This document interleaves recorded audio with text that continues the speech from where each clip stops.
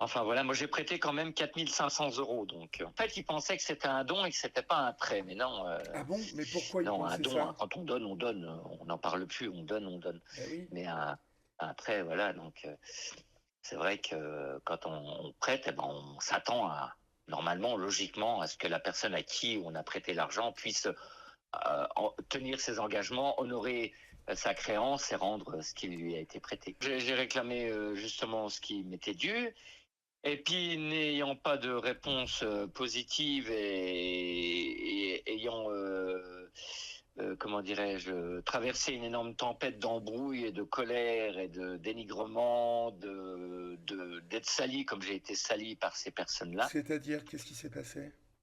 Oh ben, j'ai été traité de tous les noms, j'étais la dernière des merdes, la pire des saloperies, si je puis dire. Donc moi, j'ai décidé de porter l'affaire devant les tribunaux.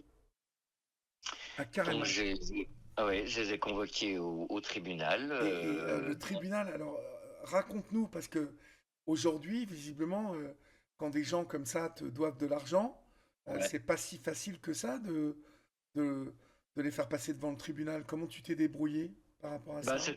c'est-à-dire que j'ai instruit une action en justice. Ouais, Et j'ai demandé à ce qu'ils comparaissent au tribunal. Le tribunal de ma localité les a convoqués. Enfin, en tout cas, cette famille-là les a convoqués à une audience. Et j'étais convoqué également. Eux ouais, ont pu prendre un avocat avec l'aide juridictionnelle dont ils avaient ouais, droit ouais. pour se défendre. Et ben moi, droit dans mes bottes, je m'y suis présenté sans avocat. Et donc le tribunal statuant un petit peu sur les faits, comme quoi j'avais prêté de l'argent. Et à l'époque, il n'y avait pas de reconnaissance de dette, donc c'était pas. On dit une reconnaissance de dette, elle n'a aucune valeur si elle n'est pas faite devant un homme de loi. Ah Et oui? c'est vrai, D'accord. voilà. Et donc C'est bon à savoir, ça, dis donc. oui, donc cette personne-là, son avocat demandait de préjudice moral 3 000 € de dommages et intérêts pour le préjudice moral subi